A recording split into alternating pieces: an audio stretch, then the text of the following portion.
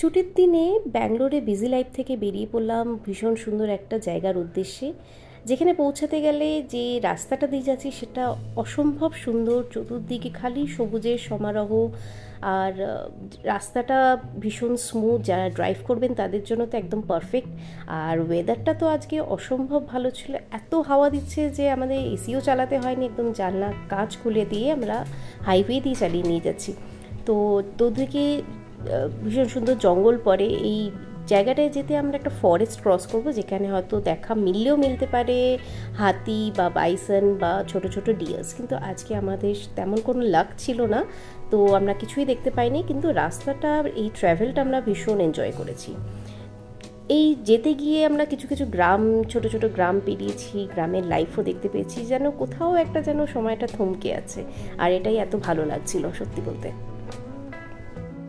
রাস্তায় যেতে গেলে একটা বড় সড়ো লেক পড়ে, আর ভীষণ সুন্দর লেকটা, পরিষ্কার পরিচ্ছন্ন লেক, বেশ সুন্দর লাগে দেখতে। আর আজকে তো আরও বেশি ভালো লাগছিল, কেন ওয়েদার এত সুন্দর। তো আমরা পৌঁছে গেলাম যে লোকেশনে যাচ্ছি, সেটা একটা শিবা টেম্পল, যেটা একদম পাহাড়ের টিলায় অবস্থিত, যেখান থেকে মোটামুটি অনেক দূর, আমরা যতদূর চোখ দেয় যাচ্ছে ততদূর দেখতে পাচ্ছি। অসম্ভব ভালো। আর আজকের দিনটা তো এত সুন্দর ছিল বলে আরও বেশি ভালো লাগছিল, মনে হচ্ছিল যেন ওখানেই মোটামুটি অনেকটা সময় আমাদের কেটে যাবে।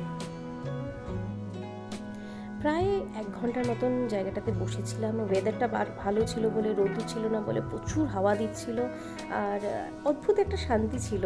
একদম লোকজন ছিল না, খালি আমরাই ছিলাম জায়গাটাতে। একদম নিস্তব্ধ জায়গা, খালি হাওয়ার আওয়াজ আর পাখির আওয়াজ শোনা যাচ্ছে। বেশ বড় টিলার ওপরে জায়গাটা অবস্থিত, মন্দিরটা খুব ভালো। আমরা পুজোও দিয়েছি এখানে। আর দেখতেই পাচ্ছেন যে অসম্ভব একটা ভিউ, যেটা মনে হচ্ছে না, আমি তো ভাবছিলাম যে আমার হয়তো সারাদিন এখানে কেটে যাবে। তো উইকেন্ডে যদি ঘুরতে চান তো অবশ্যই এই জায়গাটাতে আসতে পারেন।